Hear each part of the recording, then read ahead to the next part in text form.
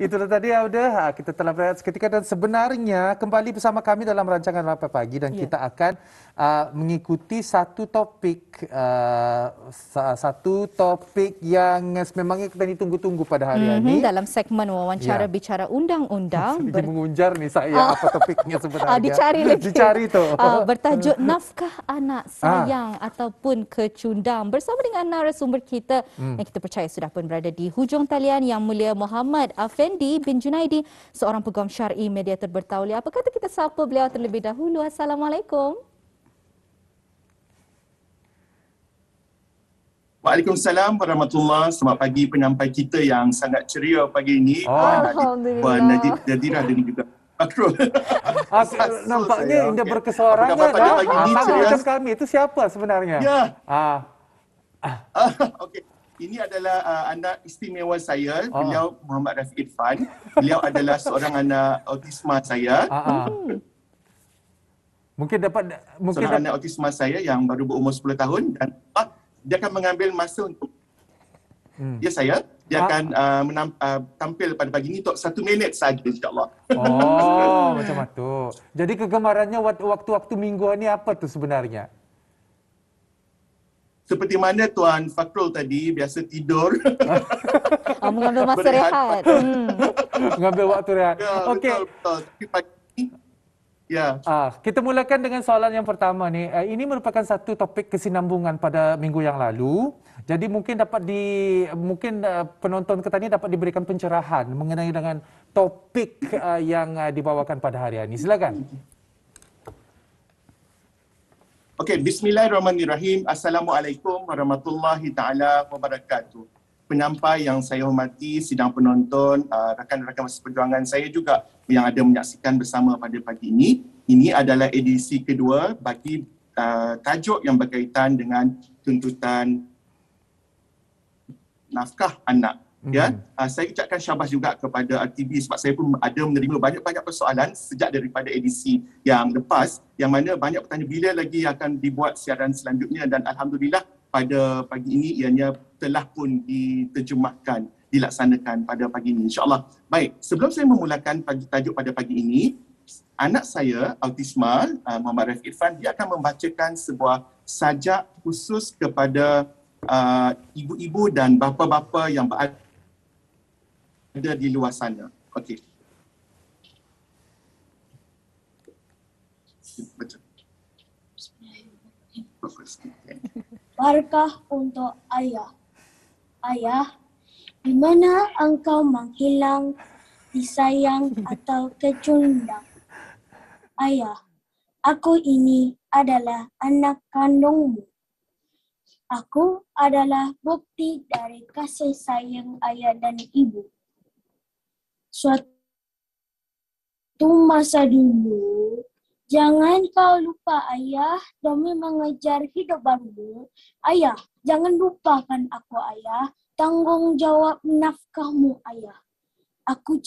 Aku juga akan membesar seperti anak orang lain. Jangan biarkan aku hidup mengemis ayah. Jangan tinggalkan aku tanpa berita, nafkah dan kasih mesra. Jangan ayah. Ayah, aku belum dewasa dan belum mengerti apa itu cabaran hidup. Apa hidup yang juga memerlukan nafkahmu. Ayah, kerana aku belum dewasa, belum mampu berdikari mengenal dunia. Baik. Sekian, terima kasih. Baik, terima kasih Rafiq. Okay. Alhamdulillah. Sama-sama kasih. Alhamdulillah perjuangan bersama. Okey, baik, kita fokus kepada tajuk kita pada pagi ini dengan soalan selanjutnya yang akan saya simpulkan berkaitan dengan isu apa sebenarnya pertimbangan mahkamah yang akan dibuat jika permohonan itu akan dibuat di mahkamah yang melibatkan isu nafkah. Maksud saya di sini fokus kita akan tertumpu kepada tanggungjawab bapa. Dalam edisi lepas saya dah menjelaskan dari segi dasarnya apa hukum syarat dan sebagainya. Saya nak katakan di sini ibu dan bapa yang berada di luar sana sebenarnya tuan-tuan dan puan-puan isu nafkah anak ini adalah seumpama kita melantun bola. Semakin kuat kita melantun, maka makin kuat tindak balasnya. Maka perlahan kita lantun, maka semakin perlahan juga frekuensinya. Itu anak-anak inilah merupakan cerminan ibu bapa yang mana jika baik asuhannya, baiklah jadinya. Jika sebaliknya, maka sebaliknya juga yang akan berlaku kepada anak itu. Okey, tuan-tuan dan puan-puan sekalian, dalam isu pertimbangan mahkamah, mahkamah ini, saya akan melihat dan menyatakan bahawa bagaimana apa sebenarnya yang akan dinilai oleh mahkamah jika berlaku sesuatu permohonan yang dibuat oleh isteri ataupun anak itu sendiri yang melibatkan nafkah kepada si bapa. Okey? Maka kedudukan ini tuan-tuan, saya ingin melihat kepada isu apakah pertimbangan mahkamah dengan merujuk kepada kedudukan slide yang ke-12. Slide yang ke-12 yang mana dalam slide yang ke-12 ini ada beberapa pendekatan yang akan dilihat iaitu dengan merujuk kepada Akta Undang-Undang Keluarga Islam Penggal 217 yang merujuk kepada pemakaian bab 75 dan 76 yang khusus menyebutkan mengenai dengan keperluan anak-anak dan juga apa yang lebih penting dengan melihat kepada kemampuan bapa. Ini adalah dua elemen penting ya tuan-tuan dan puan-puan yang perlu kita lihat dan pertimbangkan supaya ini akan dilihat oleh mahkamah yang mulia. Okey, baik. Selanjutnya kita kepada slide yang ke-13. Dalam isu pertimbangan ini, dalam slide yang ke-13 pula, ianya akan menyentuh mengenai dengan keperluan anak. Gambar yang saya tunjuk ni tuan-tuan dan puan-puan adalah melambangkan dimensi atau perspektif mahkamah dengan melihat apa sebenarnya keperluan di dalam undang-undang ini untuk diberikan sebagai isu nafkah kepada bapa, iaitu dari segi makanan harian, ruji bagi anak tersebut. Ada nasi katuk di situ. Nasi katuk tu harga RM1 cukup ke? Jadi penyampai kita berulang kali menyebut tentang nasi katuk ya. Okey, saya pun belum makan nasi katuk, tak apa, lepas ni kita makan. Okey, ini adalah saya lambangkan sebagai makanan ruji anak tersebut. Kemudian gambar di sebelahnya adalah pakaian biasa yang menjadi juga satu keperluan anak-anak tersebut. Kemudian gambar yang ketiga adalah ketika anak tu belajar di universiti, maka masih di bawah tanggungan si bapa atas isu apa? Sebab anak yang belajar ni walaupun selepas umur 18 tahun, tapi atas keperluannya, keterdesakan masanya, isu limitasi masanya, maka anak ini tidak dapat membuat pekerjaan yang lain selain daripada belajar. Maka itu keperluan bapa untuk menanggung nafkah anak. Kemudian isu kebajikan anak, saya gambarkan di situ bagaimana anak-anak tu bermain, situ isu kebajikan anak. Manakala dari segi perkembangan mentalnya juga adalah satu perkara yang perlu dinilai oleh bapa yang mana ianya menjadi rutin bagi keperluan anak itu sebelum bercerai ataupun masih lagi dalam tempoh perkahwinan. Dan juga isu jika anak itu dari segi perubatan, kalau anak itu sakit maka ianya juga wajib ditanggung oleh bapa. Dan yang gambar tadi sekali itu, anak yang comel itu berpakaian dengan dia sangat versatile penampilannya. Jika begitu rutinnya semasa masih dalam perkahwinan dan selepas berlaku perceraian, maka itu juga perlu diselesaikan oleh bapa. Maka konklusinya berkaitan dengan keperluan anak, inilah elemen yang telah dijanjikan, yang diberikan di dalam hukum syarak dan juga undang-undang. Okey, baik. Itu dari segi keperluan anak penyampai. Bagaimana pula dari segi kemampuan bapa? Apa sebenarnya yang menjadi perspektif mahkamah? Kita akan lihat pada slide yang ke-14. Okey, slide yang ke-14 ini pula menyebut khusus mengenai dengan bapa. Bapa sebab otoriti menjadi orang yang kompeten untuk melaksanakan nafkah sama ada bagi anak kandung tu tadi yang telah pun diikat dengan keturunan, asal usul dan sebagainya, maka bapa yang telah disyaratkan obligasi dari segi undang-undang dan hukum syarak. kemampuan bapa dilihat dari segi kewangannya. Kewangan ini dinilai dari segi semasa dalam tempoh perkahwinan ataupun selepas perceraian. Kadang-kadang semasa tempoh perkahwinan, bapa ni mampu memberikan nafkah anak, contohnya RM1,000, tetapi dah bila berlakunya perceraian, sebaliknya pula berlaku. Jadi kadang-kadang ini dibuat ataupun disebabkan oleh rasa dengki atau dendam kepada bekas pasangan. Okey.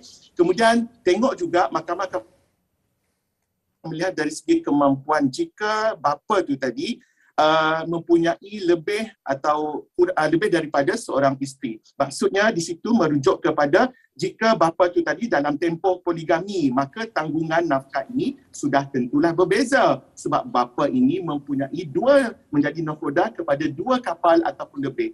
Okey, kemudian penyampai melihat kepada isu yang ketiga iaitu gaji atau pendapatan.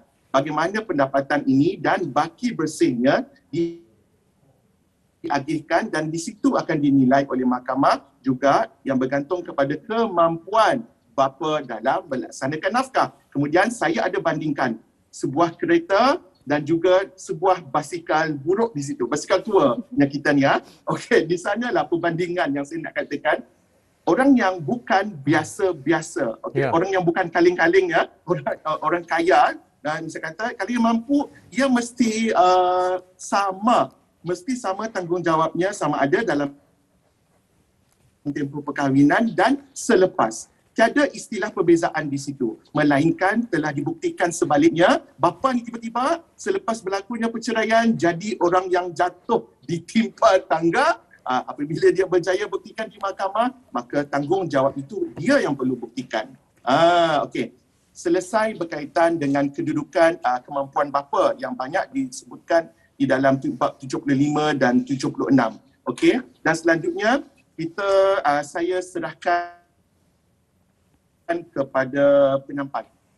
Jadi untuk soalan seterusnya tadi, Tuan ada mengongsikan apa yang dapat dijadikan nafkah, apa yang tidak dapat dijadikan nafkah, terutama sekali khususnya dalam kategori nafkah ini. Tapi jadi persoalannya di sini, adakah ada limitasi? Adakah ada limitasi ataupun sampai bila perlu diberikan nafkah anak-anak ini? Mungkin Tuan dapat berikan sedikit pencerahan. Silakan.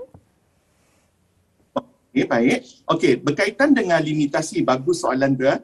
Berkaitan dengan isu limitasi sehingga tempoh masa bila agaknya anak-anak boleh diberikan nafkah ataupun si bekas isteri ni tadi menuntut nafkah. Okey, saya akan nyatakan, okey, di dalam slide kita yang ke-17. Dalam slide kita yang ke-17, saya dah ringkaskan dan alhamdulillah slide ini juga dah dimasukkan di dalam Instagram TV mungkin boleh dirujuk selepas ini. Dalam bab 82 jelas menunjukkan perkataan hendaklah limitasi kepada anak lelaki sehingga dia bekerja berumur 18 tahun dan bekerja. Manakala bagi anak perempuan, okey, kita dah tengok di slide kita di televisyen, isu umur 18 tahun adalah satu perkara yang perlu kita lihat. Okey. Tetapi bagi anak perempuan, dia bukan saja terhenti apabila umur 18 tahun, tetapi sehingga dia bekerja atau berkahwin, mana satu yang terdahulu. Ya. Jadi kalau anak lelaki tadi, tanggapan anak lelaki boleh bekerja dalam umur 18 tahun. Tetapi tuan-tuan dan puan-puan, kita kena ingat macam saya dah jelaskan, jika anak tu masih lagi sambung study, belajar di universiti, maka tanggungan itu mesti dilaksanakan oleh si bapa.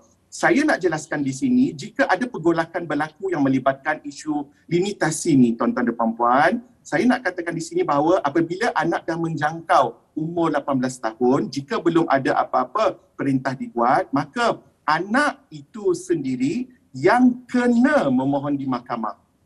Okey, walaupun undang-undang kata mana-mana pihak yang berkepentingan, tetapi bagi isu nafkah ini, apabila anak-anak ini tadi dah mencapai umur 18 tahun maka dia sendiri kena buat permohonan di mahkamah. Tetapi jika ada perintah yang sedang berjalan, maka di situ boleh dibuat permohonan bagi meminda perintah yang sedia ada. Misal kata yang melibatkan si suami dan isteri tu bekas maka pihak ni tadi boleh saja membuat permohonan di mahkamah untuk meminda perintah yang sedia ada yang berkaitan dengan nafkah sebab anak ni walaupun 18 tahun tetapi telah sambung studi di universiti, okey. Anak ni perempuan, belum berkahwin, masih lagi boleh dipohon. Okey, dan satu saya nak tekankan di sini juga, anak OKU. Anak OKU, bagaimana penjagaan anak OKU? Saya katakan di sini sebab saya pun ada anak istimewa, anak OKU. Okey, saya nak katakan di sini tanggungjawab ia sepanjang hayat. Melainkan kalau tiba-tiba dia jenis dalam isu yang membolehkan dia bekerja tanpa memerlukan tanggungan nafkah, okey, dia tiada obligasi kepada bapa. Tetapi kita bayangkan anak OKU yang hanya apanya kita ni melimpang saja, sakit dan sebagainya, maka di situlah tanggungjawab bapa yang perlu dilaksanakan. Okey, itu sebagai sedikit isu menjawab kepada limitasi. Okey, selanjutnya. Jadi itulah ya sedikit sebanyak dapat kita ni pelajari mengenai dengan limitasi. Jadi kalau sekiranya macam ini pun baru saya ketahui ni begitu intens ya sebenarnya. Begitu intens kalau anak-anak OKU sepanjang hayat rupanya durasi nafkahnya, dan kalau anak perempuan sampai berkahwin ataupun sudah bekerja. Jadi itulah ya sedikit sebanyak dapat kita ikuti bersama. Amat menarik sekali dan satu informasi yang amat padat. Jadi ribuan terima kasih kami ucapkan kepada Yang Mulia Muhammad Effendi bin Junaidi berkesudian datang ke rancangan Rampai Pagi untuk mengongsikan ilmu yang sangat bermanfaat ini. InsyaAllah ya Tuan. Dan juga jangan lupa nih salam sayang kepada yang menyair tadi, memberikan syairan tadi. Syair yang amat comel. Syair yang amat comel tadi. InsyaAllah kita akan berjumpa lagi ni. InsyaAllah kita akan berjumpa lagi dengan topik yang berbeza ataupun mungkin kita akan sambung topik ini di lain waktunya nanti ya. Assalamualaikum. InsyaAllah dengan tajuk yang berbeza. Ya. Waalaikumsalam warahmatullahi. Terima kasih. Itulah tadi bersama dengan itulah tadi bersama dengan peguam syar'i mediator yang memang bertauliah, iaitu bersama dengan Tuan Muhammad Effendi bin Junaidi. Seperti yang bis kita dengarkan tadi mengenai topik ini, nafkah anak, macam mana agaknya pengurusan nafkah anak ini. Seperti yang tadi dengarkan, kalau anak tersebut merupakan anak berkelainan upaya, memang sampai sepanjang hayat. Tetapi kalau anak tu anak perempuan, ialah sampai sebelum kahwin, sesudah kahwin ataupun macam mana? Kalau ia sudah berkahwin, itulah tandanya nafkahnya terhenti di sana. Dan ada juga yang 18 tahun. Dan kita ni lihat juga nafkah yang diberikan juga perlu mengikut kemampuan bapa. Jadi narasumber kita harus memperbetulkan ni sekiranya kita ni salah. Tapi nafkah bapa adalah mengikut kemampuan bapa sendiri. Kalau sekiranya sepanjang perkahwinan bapanya tu mampu memberikan sesuatu yang mewah. Jadi itulah standardnya. Itulah yang harus diberikan. Jadi di luar daripada perkahwinan itu, tetapi cara pemberian nafkah masih lagi sama. Betul sekali. Itu adalah salah satu topik yang sememangnya menarik bagi mereka yang memerlukan informasi berkenaan. Pada pukul 9 nanti kita akan mengikuti siaran berita. Tetapi sebelum itu kita akan mengongsikan satu forum khas mengenai demensia. Demensia Brunei Forum dengan membawa topik demensia di sewaktu COVID-19 pandemik ini. Dan sebenarnya salah seorang moderator yang akan membawakan topik ini ialah bersama dengan rakan setugas kita ini sebenarnya, iaitu Sarina Yahya. Beliau merupakan seorang moderator radio dan juga TV broadcaster, dan juga beliau adalah salah seorang eksekutif komiti sebenarnya, komite eksekutif bagi KKBT. Dan ini adalah aktiviti yang diselenggarakan sempena dengan Day of Action. Betul. Jadi akan dapat kita ikuti pada hari ini pada jam 9 pagi hingga jam 11 pagi. Jadi ada beberapa narasumber yang akan dibawakan untuk memperkatakan lagi dengan lebih lanjut mengenai dengan topik demensia ini. Dan setelah siaran berita kita akan bersama dengan Artist of the Month. Pelangi Artist of the Month, Faizul Razali. Kita akan bertanya kabar lah apakah dia lagu baru ataupun juga projek-projek terbaru daripada beliau. Jadi kepada peminatnya jangan lupa setelah berita nanti. Betul. Kembali setelah ini.